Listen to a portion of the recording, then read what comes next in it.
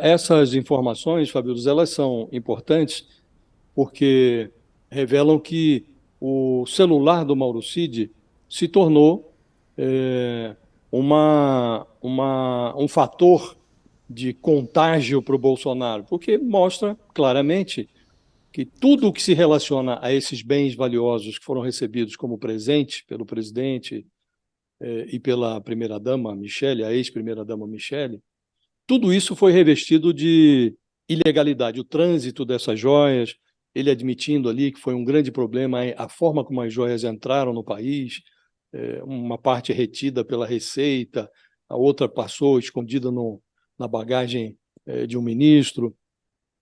E ele também chama a atenção para o fato de que, ainda que se considerasse como válida uma legislação da década de 90, que permitiria aos presidentes tratarem esses bens recebidos de presente como bens privados, ainda que se admitisse como razoável tratar joias valiosíssimas como bem privado, a legislação prevê que esses bens teriam que ser oferecidos à União em caso de venda.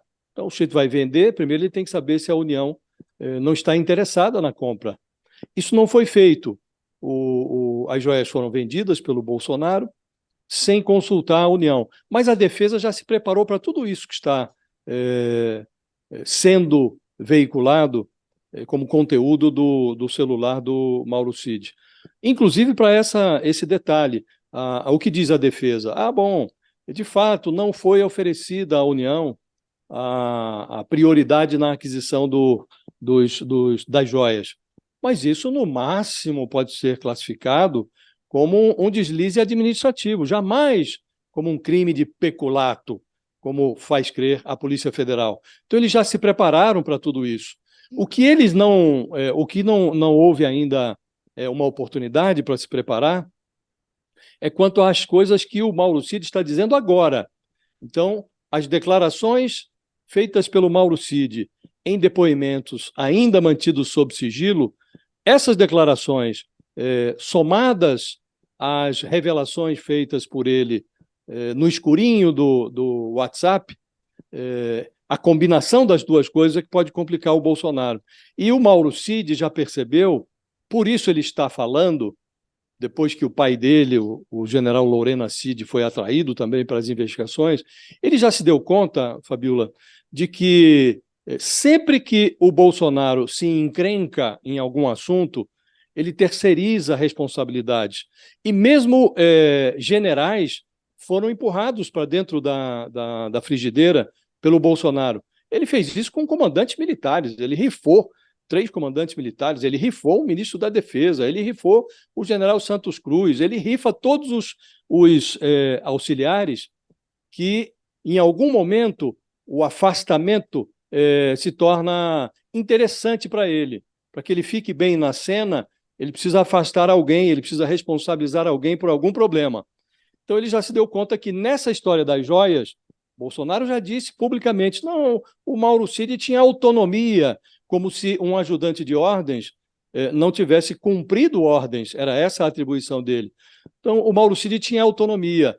Então, essa predisposição do Bolsonaro de rifar todos aqueles que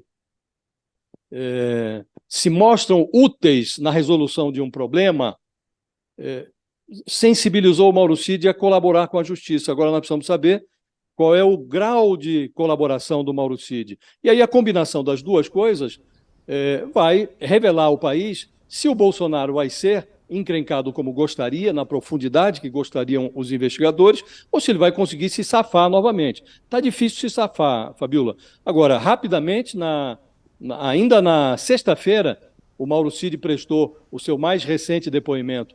Na quinta, o Bolsonaro e a Michele fugiram, ficaram em silêncio, e na sexta já os advogados requisitaram no Supremo Tribunal Federal acesso ao depoimento do Mauro Cid, porque eles precisam, agora é vital para eles, saber o que o Mauro Cid disse, para eles construírem uma nova versão.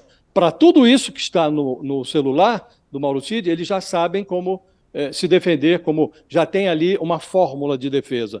Agora, é preciso saber se eles conseguirão manter a defesa em pé depois que a Polícia Federal combinar o conteúdo do celular com o que Mauro Cid está dizendo agora, não com o que ele disse lá atrás no escurinho do WhatsApp.